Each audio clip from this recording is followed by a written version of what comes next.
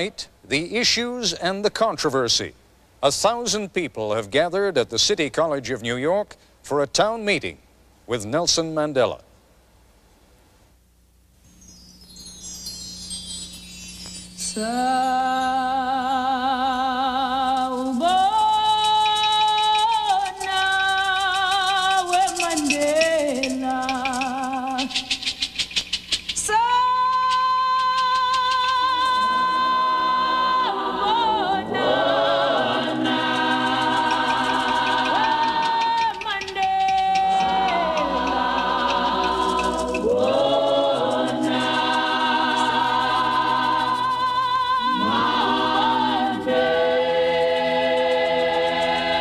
There's Mr. Mandela, Mr. Nelson Mandela, a free man taking his first steps into a new South Africa. Nelson Mandela, welcome committee. May I help you? You got to get 40 young men and women just for the placards. You know, everybody's excited now by Mandela, so they'll do it. You here to help? Are you reporting to work? Okay. The tickets have been received, but she needs to send someone down to the Mandela reception office for them. And you're on your way. Welcome Mandela to the Bronx. We need to welcome Mandela to the Bronx. Hi there, brother. You coming out Thursday? Welcome Mandela. What do you know about Mandela? Well, he was put in jail in South Africa because he believed in freedom. Now is the time to intensify the struggle on all fronts.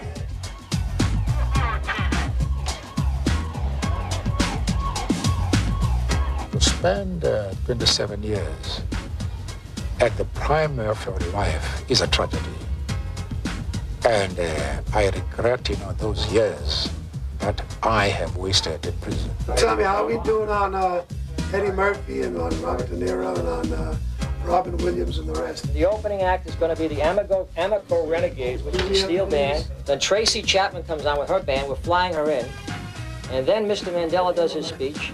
Together, we must pledge to continue our united efforts for the abolition of the apartheid system. You can see the increase in the confetti and in the ticker tape coming out of the windows, and here is Nelson Mandela. Apartheid is doomed.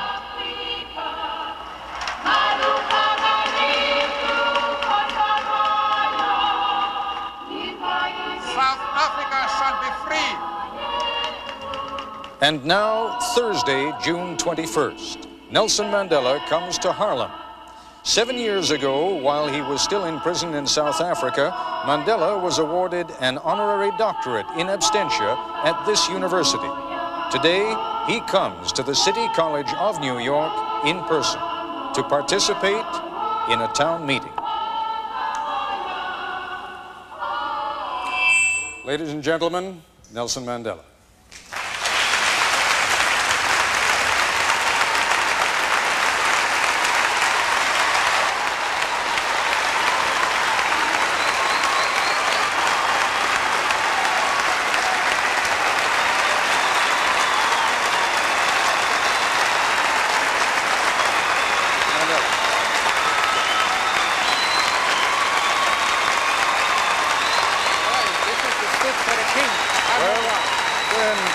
Please take it. That's all we have.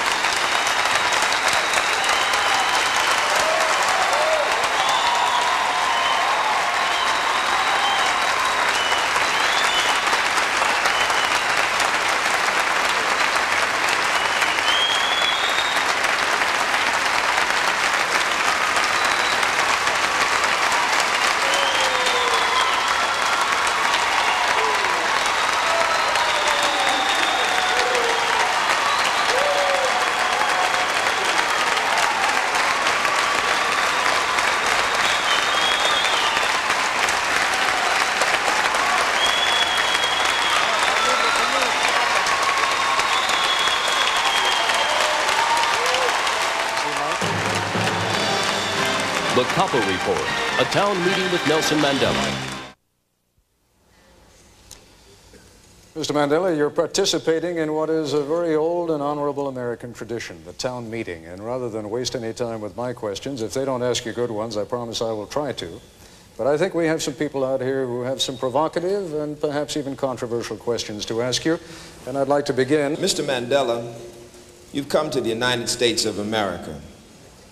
Other than South Africa, probably the most racially divided country in the world. Evidence of that is right here in New York City. We are one of the most racially divided cities in the world. The blood of our children stained the sidewalks of New York. Howard Beach, Bensonhurst, Yusef Hawkins, Michael Griffith, our grandmothers, Eleanor Bumpurs, mothers, Yvonne Smallwood. Do you think that this country, given its racial record and current history, can assume the real credible and moral leadership in the fight against apartheid?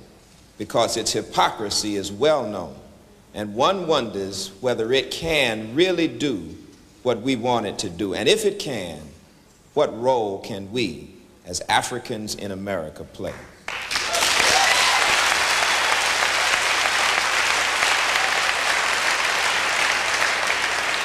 If I may just ask you for your indulgence, if you'd be good enough, there will be some questions you'll like, there'll be some questions you won't like. Let me just ask you, though, to save the time so that we can listen to Mandela's answers, Mr. Mandela's answers. Mr. Mandela. After the rousing welcome I have received here, I do not know whether I am in a mood to think coolly. I have been deeply touched by this warm welcome. But to respond to the question, I must say that the ANC, and in fact the entire mass democratic movement in South Africa, condemns racialism wherever it may be found. We are fighting a special kind of racialism in our own country. And we expect all people who are the victims of racialism to fight that evil. But I am here, and I am primarily concerned with what the people of the USA and its organs of government are doing to promote the struggle against apartheid in our country. And I must say to you that we have the support not only of the masses of the people, we have the support of the Congress as well as the government. And I think that it would not be proper for me to delve into the controversial issues which are tearing the society of this country apart. I am sure that the USA has produced competent leaders of all population groups who are able to handle their own affairs very effectively. Let me follow up, if I may, on part of your answer. You say you're sure you have the support of the people, the Congress, and the leadership. By the leadership, do you also mean the President of the United States? Are you satisfied that you have his support? Well, I am sure of one thing, that he condemns apartheid as I do. That is enough for us to find further common room with the President. And this is the message that I'm going to put to him when I meet him. And when you say you have the support of Congress, are you satisfied that you have enough votes in Congress to keep sanctions in place? That I cannot say. That lies in the future. But when I address Congress, the main thrust of my speech is that the Congress should support sanctions. Why are you so insistent, Mr. Mandela, and then we'll go to a question at this microphone over here. Why are you so insistent upon maintaining sanctions at a time when it can be argued that the South African government has made more concessions, your release being only one of them, than it has ever made in the past 40 years? I should know better about this matter, Mr. Koppel, than you. No doubt.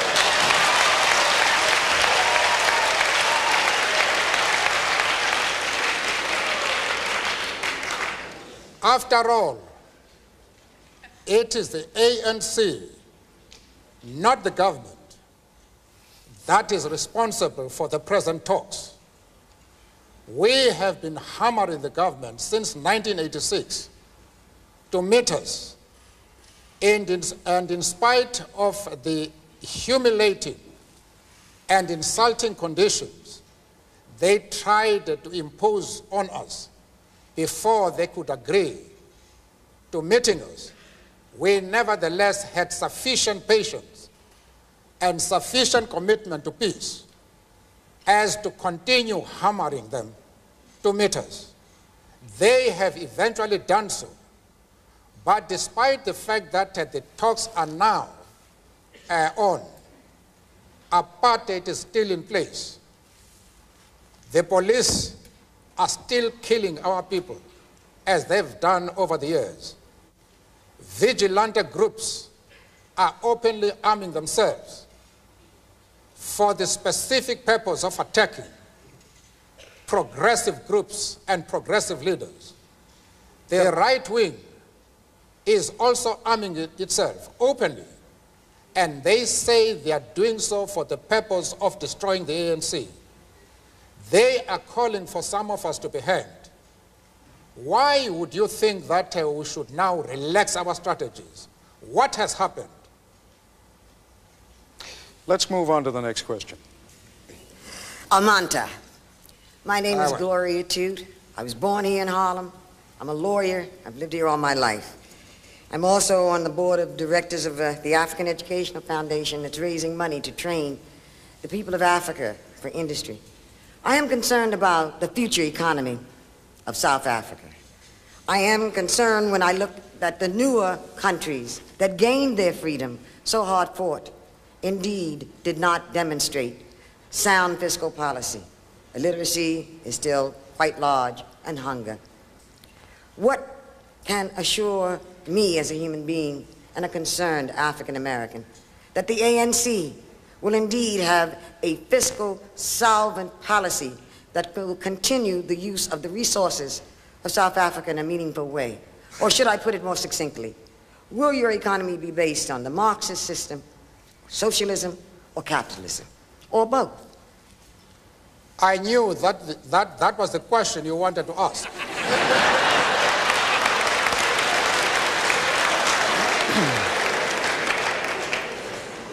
I am happy that you have had the courage to put it directly.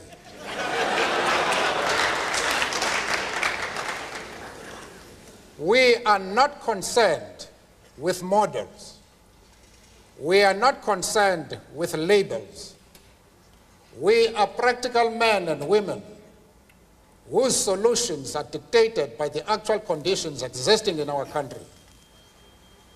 As somebody has said, we do not care whether the cat is black or white, as long as it can catch mice.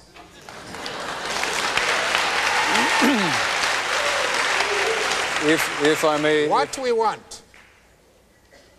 want to achieve is a healthy and vibrant economy which can ensure full employment to our people, maximum production, and the development of social justice.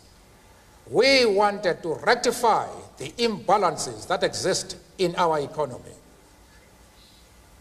One of the companies, well-known companies in the country, one company owns more than 75% of the shares quoted in the Johannesburg Stock Exchange. This is illustrative of how our economy is organized. It is the resources of the country are monopolized by a white minority, even in that minority by a few individuals, whereas the masses of the people, especially blacks, are left poor, ridden with disease, illiteracy, without educational facilities. We wanted to develop an economy which will put an end to that and will leave to other people to put a label if they so wish. Mr. Mandela, forgive me. We have to take a short break. We'll be back in just a moment. Thank you.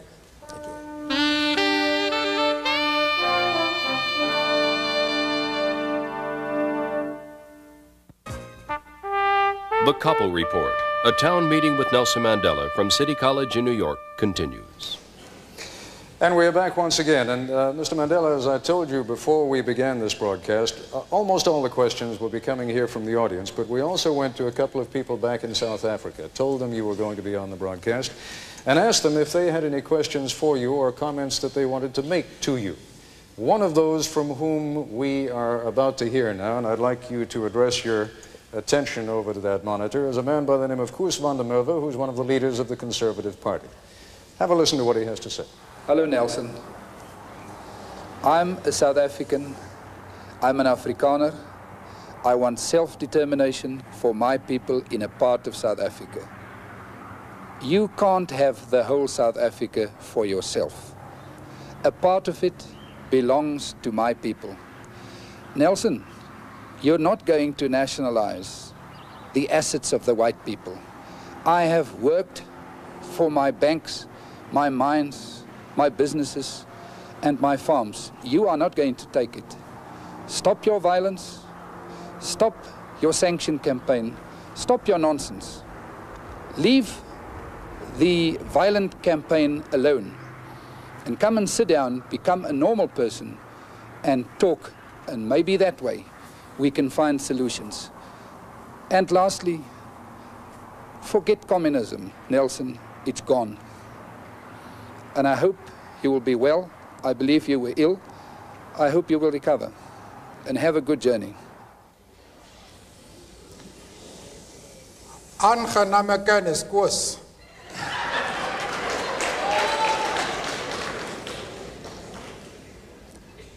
Ek hoop van harte dat een dag ek die geleentheid sal kry om met u te gesels.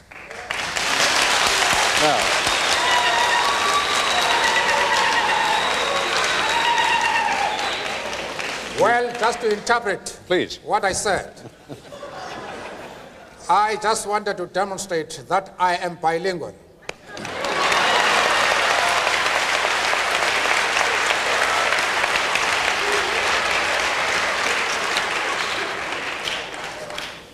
All I have said to Koos van der Merwe is to say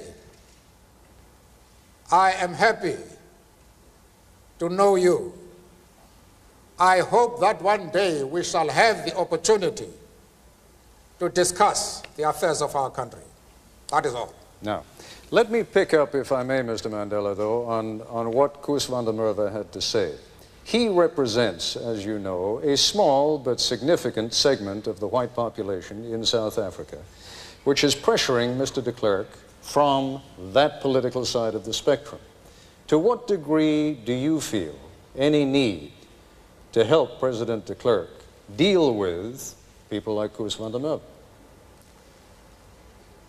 Mr. de Klerk is an independent, resourceful, and flexible leader. He is able on his own to deal with the right wing. The outside world will be making a grave mistake if they think they can do anything whatsoever to help Mr. de Klerk as against the right wing. In fact, for the international community to seek to do anything expressly to help Mr. de Klerk would be the best way of undermining him, because what the right wing is doing is to tell the whites in South Africa that de Klerk is a puppet of the United States and Great Britain, and that what he's doing now is precisely because he has received instructions from those two countries. And if now the Western world comes out to say they want to help de Klerk, that is what the right wing exactly wants. You will destroy him. We, the ANC, are the only people who can help him. And we are doing our very best to help him. One of the points we are putting to him is that Mr. de Klerk, if he wants to see the future non-racial South Africa emerging, is to speed up in regard to the negotiating process, that in a year or two, he should be able to extend the vote to all South Africans. He must cease thinking in terms of solutions by seeking a mandate to whites only. He must place himself in a position where he can get the support of the overwhelming majority of the people of South Africa. And if he gives every man and woman, whatever the color of his skin, the right to vote, he will be in an extremely strong position, and there's nothing that the right wing can do. But if he continues, as he is doing at the present moment, still to think of racist solutions, solutions which are seen first and foremost as protecting the rights of the whites, he will go under. Let us move on to our next questioner at the microphone over there. Mr. Edelman. Welcome to America, Mr. Mandela. I'm Ken Edelman. Those of us who share your struggle for human rights and against apartheid have been somewhat disappointed by the models of human rights that you have held up since being released in jail. You've met over the last 6 months 3 times with Yasser Arafat, who you have praised. You have told Gaddafi that you share the view on, and applaud him on his record of human rights and his drive for freedom and peace around the world. And you have praised Fidel Castro as a leader of human rights and said that Cuba was one of the countries that's head and shoulders above all other countries in human rights, despite the fact that documents at the United Nations and elsewhere show that Cuba is one of the worst. I was just wondering, are these your models of leaders of human rights? And if so, would you want a Gaddafi or an Arafat or a Castro to be a future president of South Africa? One of the mistakes which some political analysts make is to think that their enemies should be our enemies.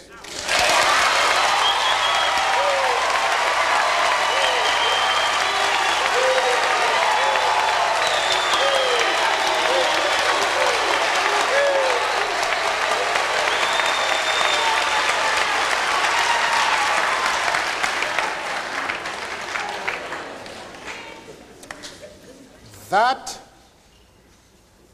we can and we will never do. We have our own struggle, which we are conducting. We are grateful to the world for supporting our struggle. But nevertheless, we are an independent organization with its own policy. And the attitude of every country towards, our attitude towards any country is determined by the attitude of that country to our struggle.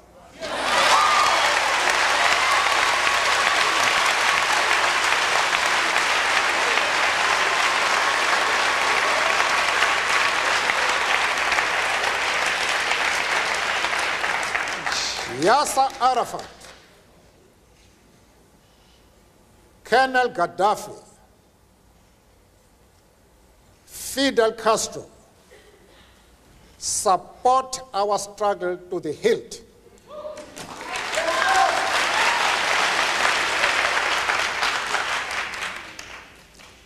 There is no reason whatsoever why we should have any hesitation about hailing their commitment to human rights as they are being demanded in South Africa.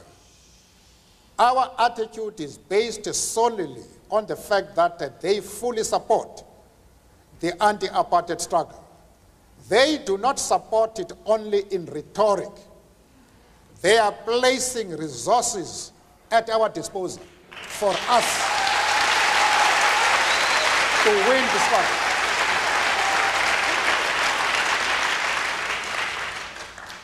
That is the position. Mr. Mandela, you've said a number of very controversial things in that last response, and I'd like to come back to some of them when we return, but once again, we have to take a quick break. We'll be back in a moment. Thank you. The Koppel Report will continue in a moment. And we are back once again with Nelson Mandela at the City College of New York. Mr. Mandela, as I mentioned to you before the program, we also have some distinguished guests sitting behind us. One of whom, Mr. Henry Sigmund, together with two other Jewish leaders, came to Geneva to visit with you precisely because they were so concerned not only by the kind of thing that you just said before the break with regard to Yasser Arafat, with regard to Libya's Colonel Gaddafi, but also because of the support that you seemed at different times to give to the PLO. I would like to ask Mr. Sigmund to stand now for a moment and pose whatever question he would like directly to you. Mr. Sigmund? Before I pose my question, permit me to say first that when I had the pleasure and honor of meeting with Mr. Mandela in Geneva, we said to him, and I would like to repeat this now in order to put my question in context, that the commitment of the Jewish organizations that met with him to the struggle against apartheid, against racism, against injustice in South Africa is absolutely unconditional. It is not dependent on whether we are happy or unhappy with responses that Mr. Mandela gives to some questions. Having said that,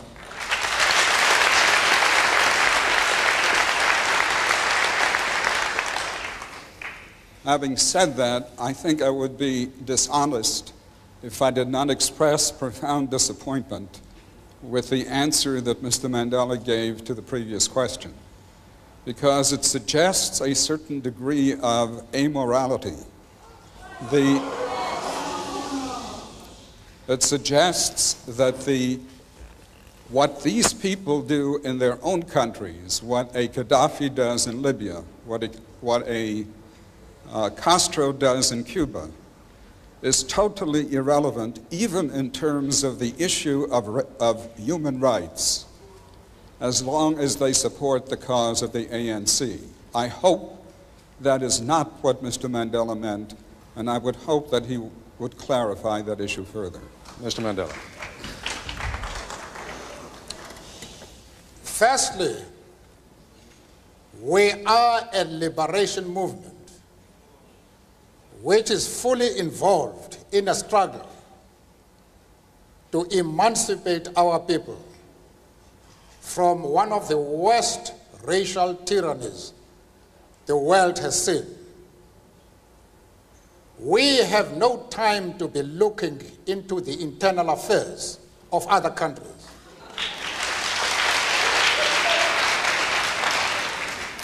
It is unreasonable for anybody to think that this is our role.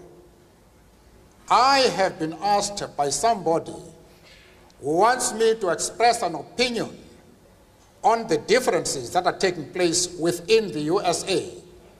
And he has made his position quite clearly that there is racialism in this country.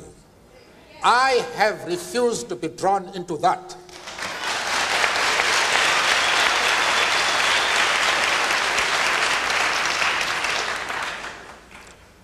Why should Mr. Sigmund accept my refusal to be withdrawn into the internal affairs of the United States?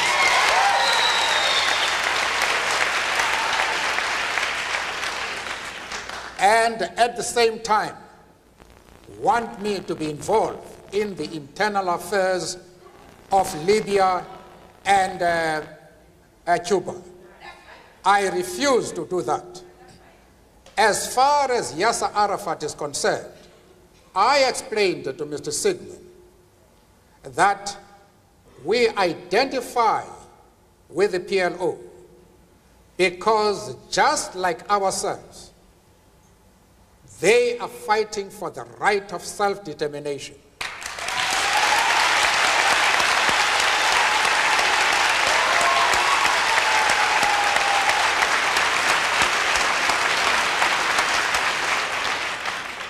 I went further, however, to say that the support for Yasser Arafat in his struggle does not mean that the ANC has ever doubted the right of Israel to exist as a state legally.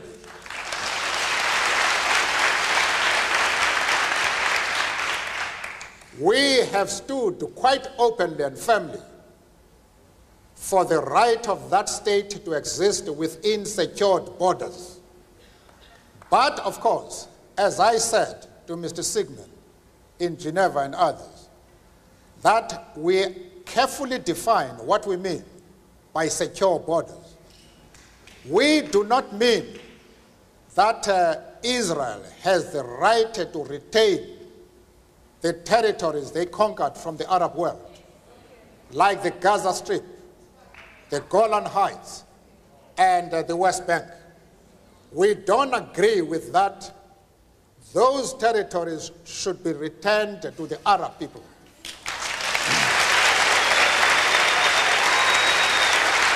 Mr. Mandela. I also explained to Mr. Sigmund and company that in our organization, we have Jews. In fact, Mr. Gaddafi did not allow us to open our offices in Libya precisely because we had the courage to say to him, we work with the Jews in our organization. And he didn't allow us to open an office until February this year, when he had to accept us as we are. We are not prepared to be swayed by anybody. We have an independent policy which we assert no matter with whom we discuss. Mr. Mandela, let's move on to our next question. Welcome. My name is Malcolm Dunn. I'm from Plainfield, New Jersey, and I'm chairman of the United Minority Business Brain Trust of New Jersey and the national chairman of the American Legal Defense Fund for the minority business organizations. I have a question that relates to our participation in business in this country. We who have gained the moxie and who have reached certain levels of proficiency in business and education in various professions would like to know, what can we offer? What can we who have been denied access, total absorption into the American system in those professions, what can we prepare ourselves to offer to you in the motherland, given your attainment of the one vote, one person, one vote? I ask this in the context of Eastern European countries being free and the money that was formerly sent to Africa is now being diverted to those Eastern European countries. I ask also in the context that though our country has opened up its doors to people of a lighter hue before they have absorbed us fully in this country. And if you have an answer to my question, please let me know who I can contact after this assemblage to keep up the dialogue. Thank you. The black people of America, of the USA, have a lot to offer the people of South Africa in the course of their struggle. Whatever disabilities you have in this country, at least you have been exposed to opportunities which we don't have. You have better educational facilities. There is no legal color bar in this country. And therefore, you have been able to acquire, in spite of your problems, you have been able to acquire expert knowledge, skills, which we require especially when during the post-apartheid South Africa. You can help us a great deal by making that expertise available to us. As far as the question of who you can keep in contact with in our country, that we can discuss after this occasion. All right, we're going to take another quick commercial break, and then we'll be back in a moment.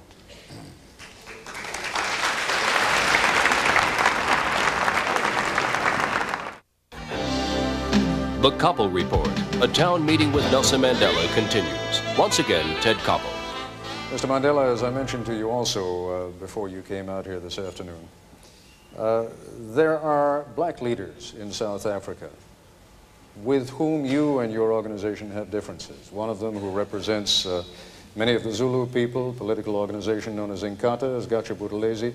If you'd be good enough to direct your attention once again to the monitor and listen to what he has to say. I know, Madiba, that you're not responsible for our not getting together, and I know that it's other people that have said, they've said, I'm not imagining it, they've said it in so many words that they don't want you and I to get together. But Madiba, all these years you have been incarcerated, you know we've been in touch.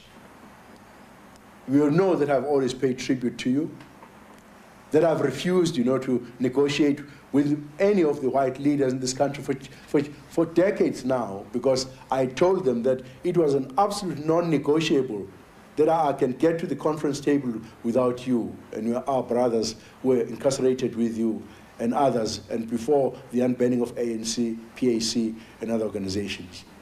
So I think in your absence, you might be interested to know that one of our brothers, who is very close to you, has been to see me.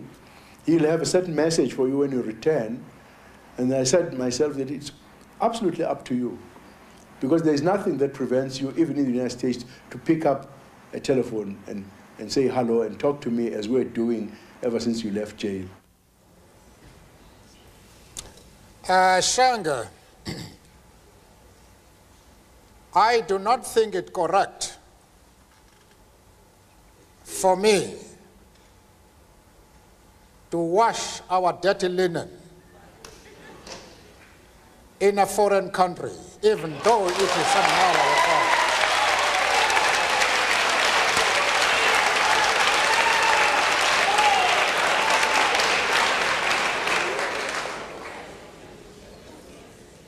I am hesitant to do that, even though here I have the feeling that I am among comrades in arms, brothers and sisters.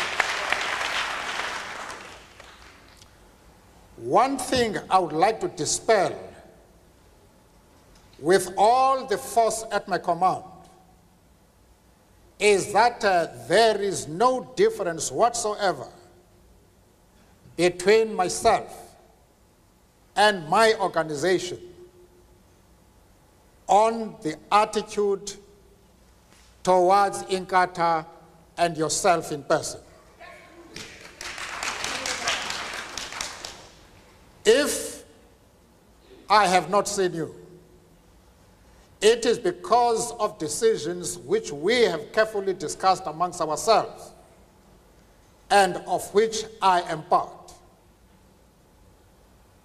I, however, would like to repeat what you know I have said on numerous occasions. I would like the ANC and Inkatha to sit down and resolve our problems and end the violence that is going on today in Natal. But you know as well as I do that the question is no longer simple. The government has taken advantage of the differences between my organization and your organization.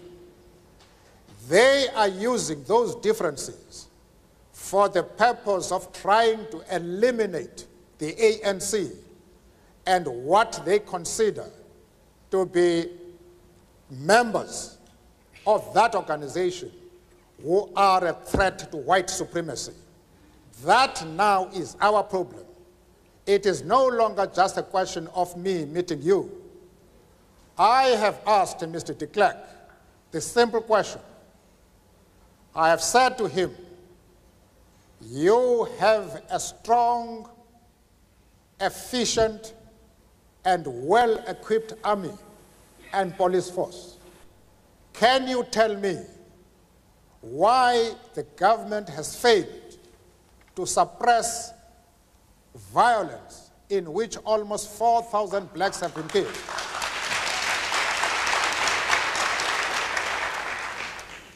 Mr. de Klerk has never been able to give a satisfactory answer to my question.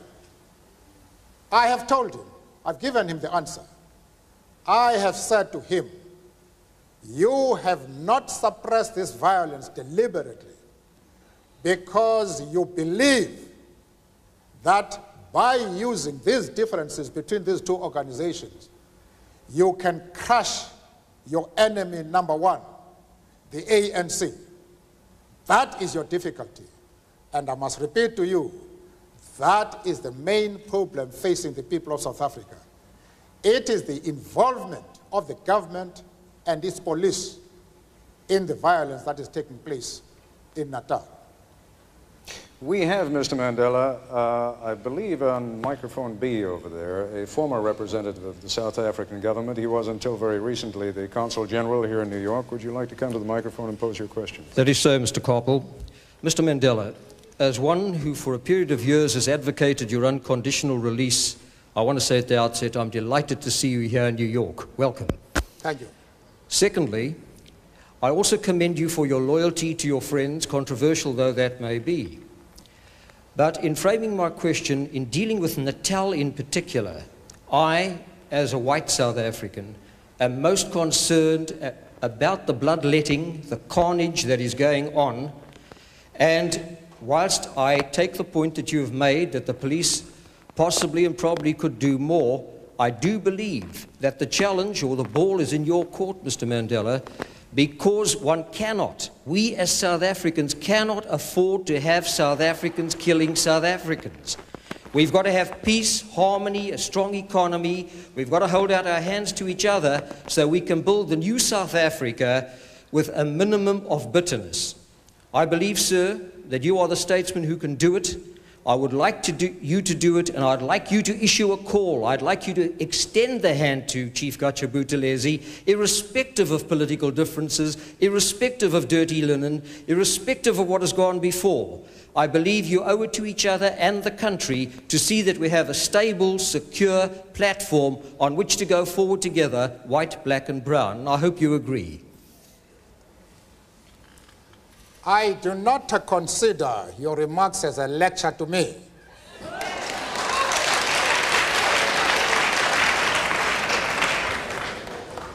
Because you would know that it is the ANC and not the government that has compelled the government to sit down and talk peace with us.